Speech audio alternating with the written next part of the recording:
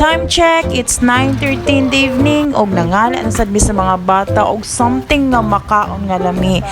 And when you say gabi guys, isa ra gid ang musulod sa akong hunahuna no basta inani nga mga oras kung unsa ang makrave nako. One of the best in CDO gyud kaning siomai sa Divisoria. When I say the best, kay for me dili na ko ma-compare ang kalami sa ilang siomai, ang kalami sa ilang chili sauce gid guys. Although makaingon tanong nga parehas ra ang lami sa siomai, okay, pwede gihapon na, pero ang ilang chili sauce guys, grabe ka authentic kay sila lang mismo ang nagbuhat. Naslay upat ka flavor sa siomai nga pwede na to kapilian guys, na Japanese, pork, beef o shark's fin. Murag nakaani naman ang tanan ba? Kay kung wala pa, well, worry no more guys, kay dali ra kaayo ninyong matudluan ang ilang store kay located lang gid sila nagid mismo sa may Divisoria at bang sa may Chowking o nakalinya sa may fruit stand. Ang ilang siomai guys, 44 pesos only, all flavors na na.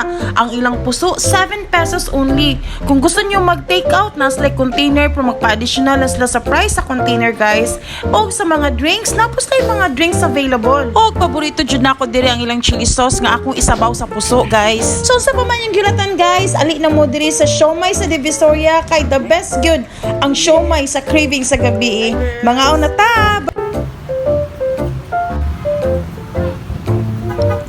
Og para kompleto og satisfied ang atong cravings karong gabi una guys, let's end it with an ice cream. Kay kaning duwa na ko kabulilit kauban, nag-request tapos lag ice cream guys. So mamalit na kita no, among gipili ining classic nga ice cream nga tag 253. Medyo mahal-mahal naman ding ice cream karon no.